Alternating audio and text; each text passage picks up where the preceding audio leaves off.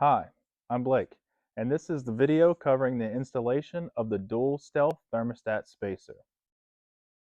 To get started, we're going to be doing a demonstration on a car 5.7, and this covers the full range from 2004-5 all the way through 2021 and previous models using this type of setup.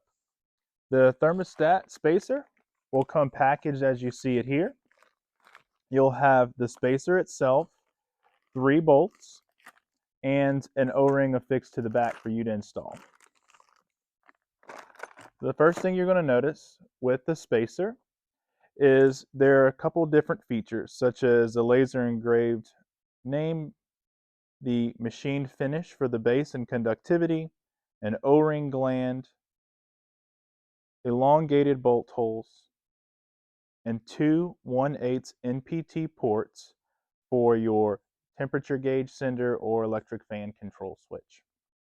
The first thing you're going to do is lubricate an O-ring that comes with the kit. This is a Viton 230 series standard O-ring. You'll place it into the O-ring gland and roll it into position with lubricant. Make sure you use something of your choice that's coolant friendly, maybe a petroleum jelly, something of that nature, O-ring lubricant preferably. Now we're going to remove the old thermostat neck. This takes factory 13mm heads.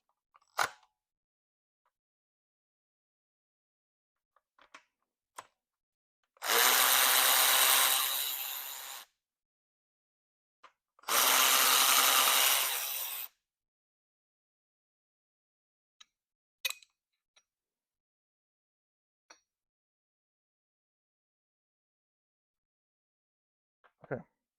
The thermostat is seated in the actual water pump housing. So with a good tug, we should be able to get it out. If not, you may need a screwdriver for this. In this case, it came out pretty easy.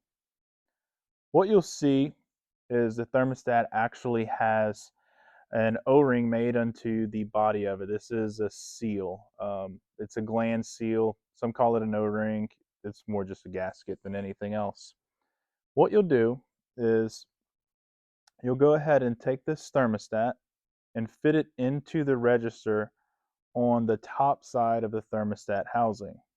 This will fit just in as such, but what you want to make sure you do is have the uprights perpendicular to the line of descent for the two sensors coming in. So in other words, you'll want this oriented perpendicular to here, so that when you thread the sensors in, they do not hit the upright of the thermostat itself.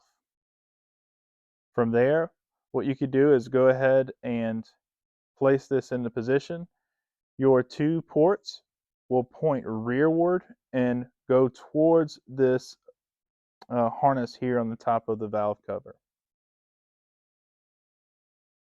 This will drop into place just as this.